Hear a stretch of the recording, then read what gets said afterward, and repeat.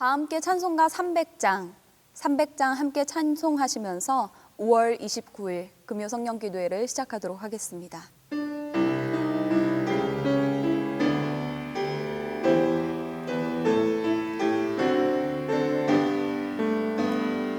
내 맘이 낙심되며 근심에 눌릴 때 주께서 내게 오사 위로해 주시네. 가는 길 캄캄하고 괴로움 많으나 주께서 함께하며 빚짐을 지시네. 그네가 내게 족하네. 그네가 족하네. 이 괴로운 세상 지날 때 그네가 족하네. 희망이 사라지고 친구 날 버릴 때 주 내게 속삭이며 새 희망 주시네.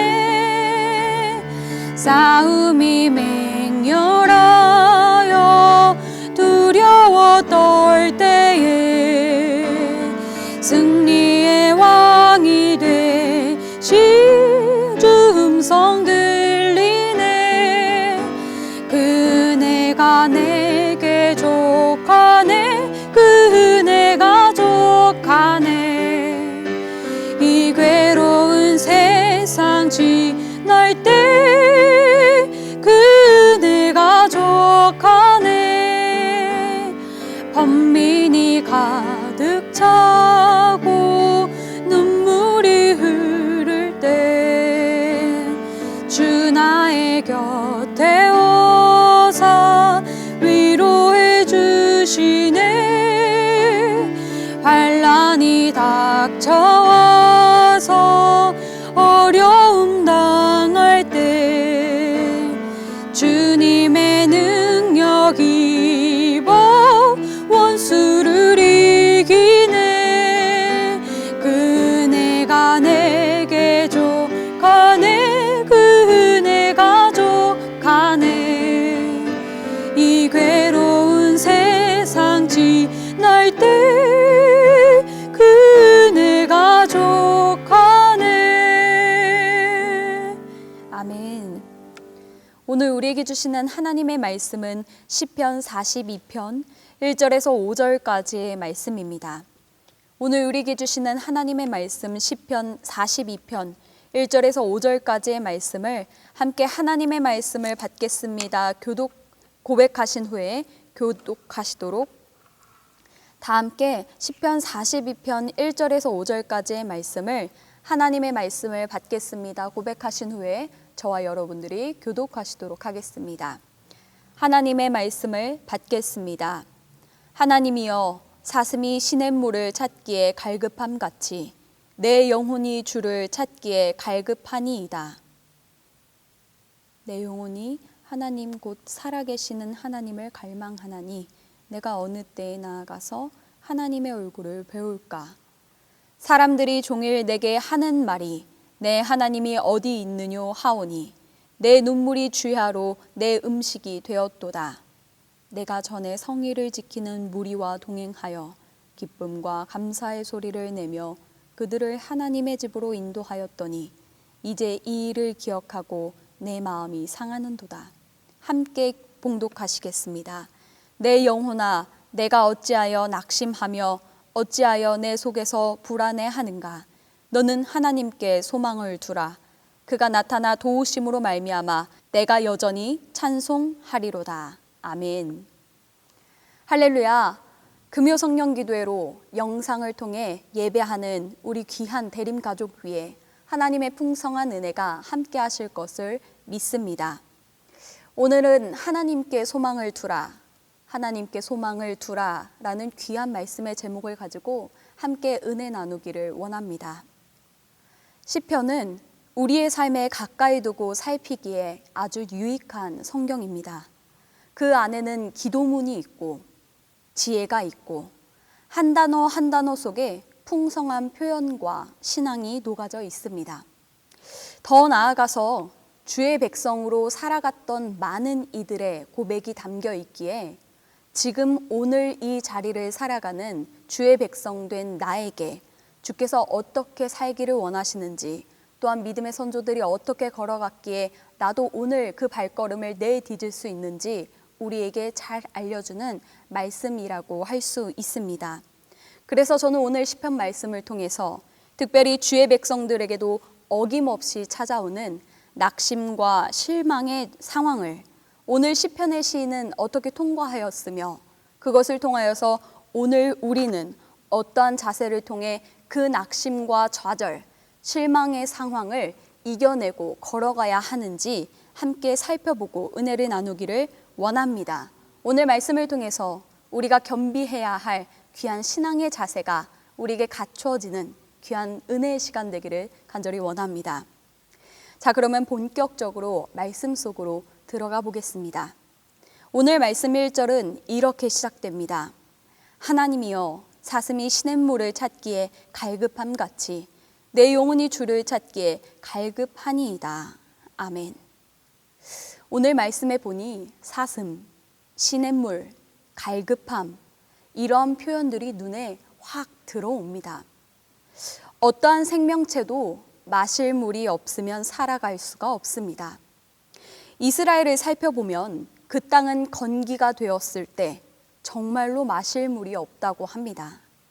물을 계속해서 공급받지 못하고 갈증이 지속적으로 계속되어지게 되면 어떻게 될까요? 네, 맞습니다.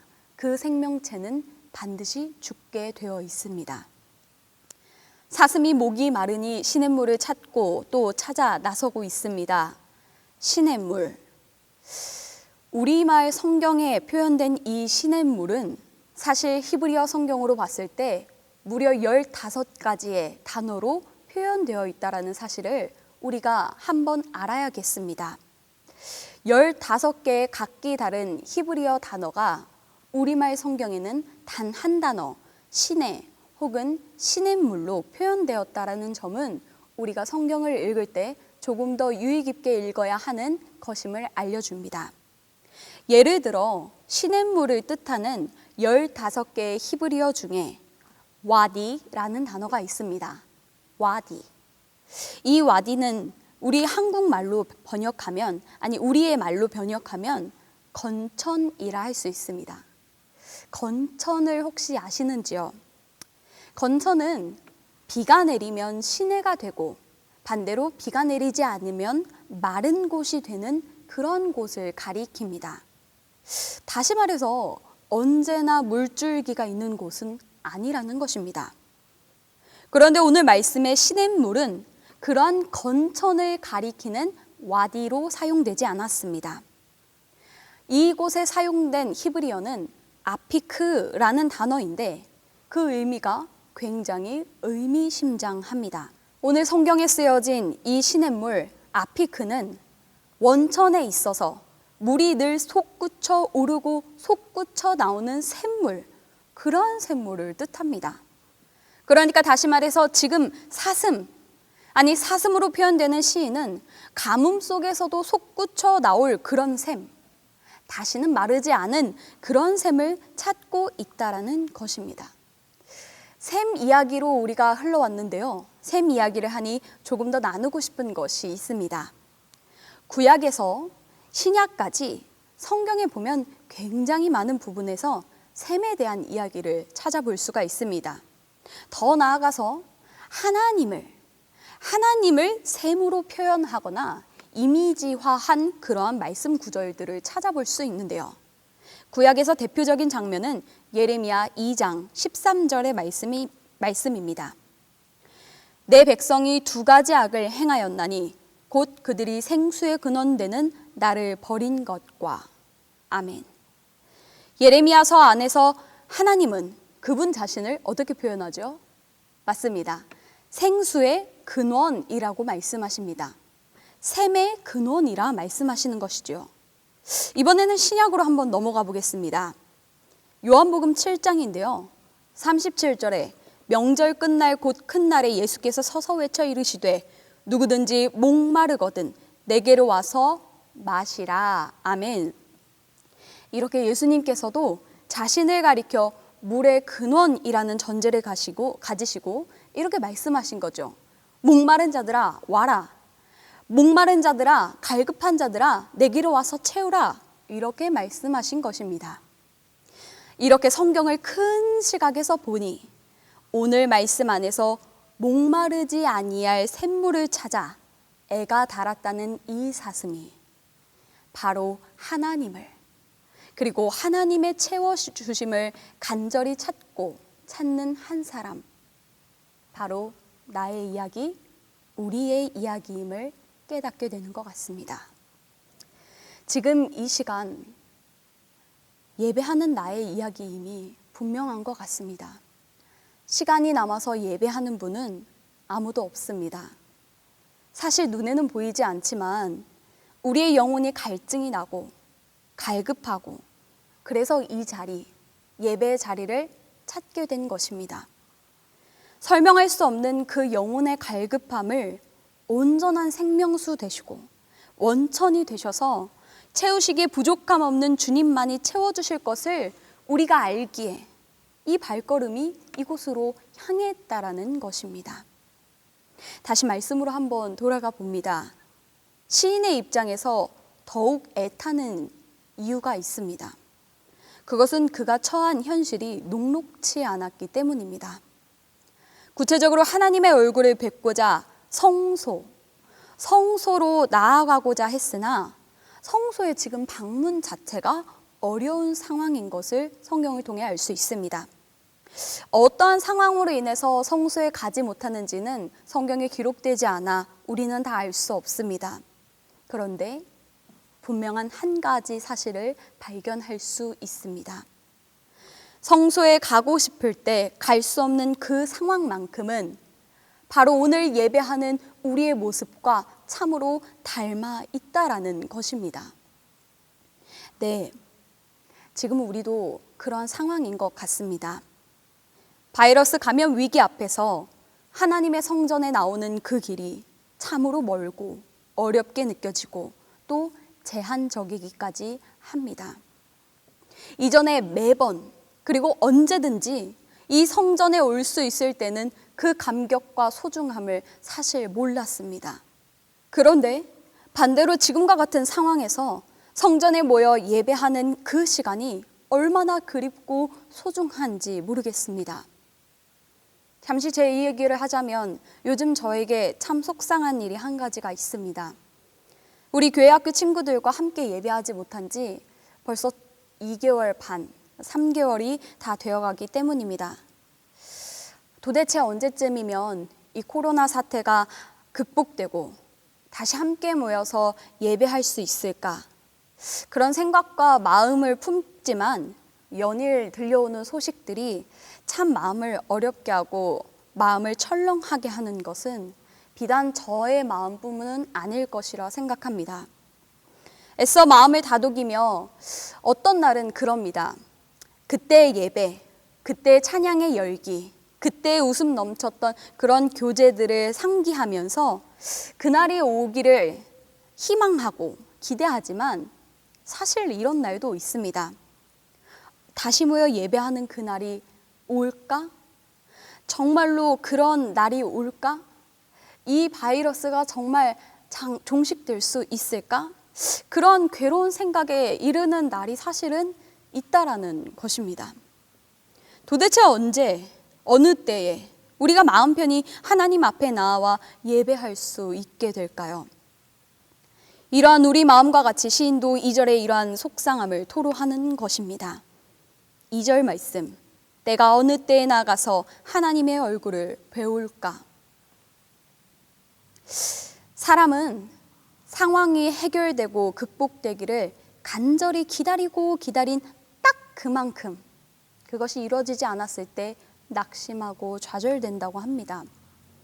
주의 백성이라고 낙심과 실망, 좌절을 피해갈 수 있을까요? 우리가 잘 알고 있듯이 주님을 믿는 주의 백성에게도 그런 상황은 피해갈 수 없는 것이 사실입니다. 낙심하고 불안해할 수 있습니다. 오늘 시인도 분명 그러했다고 솔직하게 고백합니다. 5절의 말씀입니다. 함께 읽어보실까요? 내 영혼아, 내가 어찌하여 낙심하며 어찌하여 내 속에서 불안해하는가. 아멘. 낙심과 좌절의 때에 더 쓰라린 것이 있는데 그것은 위로가 아니라 비웃음과 조롱의 소리들입니다. 오늘 3절과 같은 그런 상황인 것이죠. 사람들이 종일 내게 하는 말이 내 하나님이 어디 있느뇨 하오니 내 눈물이 주야로 내 음식이 되었도다. 예배하러 모인 우리의 모임을 비난하고 또 심한 이야기 단어를 사용해서 사회를 생각하지 않는 무리라 우리를 칭하고 그렇게 우리 예배를 비난하는 듯한 소리에 위축되는 다른 사람의 모습이 아니라 제 자신의 모습을 사실 보게 됩니다. 정말 그게 아닌데 우리는 정말 예배하기 위해서 안전하게 예배하기 위해서 얼마나 많은 노력과 수고를 하고 있는데 그런 말들이 입에서 맴맴 돌기도 합니다. 심리적으로 사람이 한 번 낙심에는 잘 무너지지 않는데 연속적으로 실패의 경험과 낙심되는 상황이 지속되면 일어나게 되면 그 앞에 장사가 없다고 합니다. 동의합니다. 그렇게 낙심이 반복되면 단단했던 나는 온데간데 없이 점점 자신감을 잃어버리게 되는 것이죠. 마음의 속상함은 몸의 여러 가지 통증들로 나타나기도 합니다. 머리가 아프고 쑤시고 가슴이 울렁울렁거리기도 합니다. 오늘 시인도 그러한 심정으로 이렇게 말하지요. 5절에 어찌하여 탄식하는 것입니다. 그러나 이렇게로만 오늘의 시편이 끝날 리가 없습니다. 탄식했던 시인은 바로 이렇게 노래하며 기도하기 시작합니다. 함께 5절 말씀을 함께 봉독하시겠습니다. 너는 하나님께 소망을 두라. 그가 나타나 도우심으로 말미암아 내가 여전히 찬송하리로다. 아멘. 이 구절은 42편과 43편에 걸쳐 반복적으로 3번 등장합니다. 노래로 비유하자면 후렴과 같은 구절입니다. 그래서 이 후렴과 같은 구절은 매우 중요합니다. 계속해서 반복되고 있기 때문입니다. 하나님께 소망을 두라. 하나님께 소망을 두겠답니다. 이 말씀이 무엇일까요? 하나님을 기다리겠다라는 것입니다. 나의 구원자 되시고 나의 하나님 되시는 그 여전히 살아 역사하시는 그 하나님을 고백하는 것입니다. 이 말씀이 무엇을 의미합니까? 우리의 낙심과 실망스러운 상황보다 그 문제보다 크신 하나님을 고백하는 것입니다. 할렐루야. 너는 하나님께 소망을 두라. 너는 하나님께 소망을 두라. 그 반복적인 고백이 처지고 처졌던 시인의 심령을 깨우기 시작합니다. 새롭게 하고 일어나도록 그리고 주님을 바라보도록 인도합니다. 알게 모르게 켜켜이 쌓인 절망의 먼지를 떨어버리도록 인도하는 것입니다.